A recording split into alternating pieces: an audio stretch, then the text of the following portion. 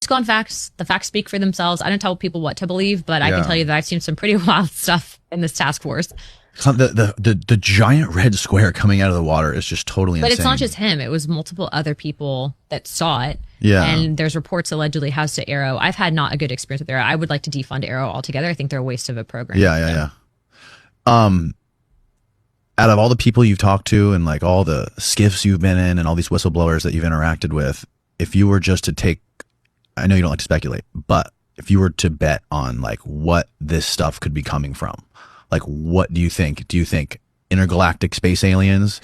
Do you think it's time traveling humans, breakaway human civilization? I call it non-human intelligence. Angels and demons, like Tucker Carlson thinks it is. So Grush does a good way of outlining this in a way that's very factual, and he calls it NHI. I think an older term for that would be what Tucker Carlson probably calls as angels and demons. So but it's interesting. From where though? But that's the thing. We don't know. Like, it's not like I can be like, beam me up, Scotty, and answer the questions. But I know you don't know, but I'm just saying, like, what would if you were in Vegas? I don't know that answer. But what I can tell you is it's been interesting because, we go back to some of these very old texts that talk about this that were somehow removed from the Bible, which is also a weird conversation.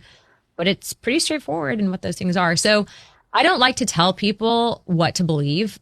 What I can do is present you with the facts and tell you to read a book. You should probably read the book and then draw your own conclusions. Mm-hmm.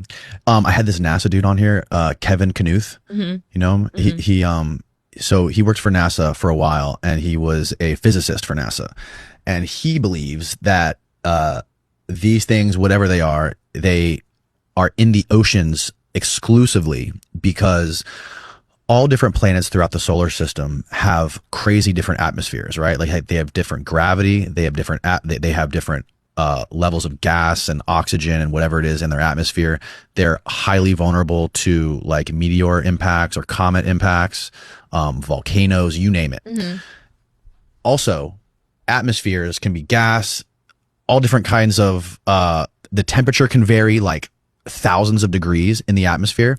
But what he was explaining was on all the different planets, all the different moons in our solar system, the water temperature, water can only exist between 33 degrees and like 200 degrees. It's a controlled state. So it's like a very, very controlled environment. So if you were another species and you were hopping from planet to planet, you would look for the planets with the water. And we're we are a water world. If you can look at our planet, look at the Pacific Ocean, and there's no land. It's just all ocean.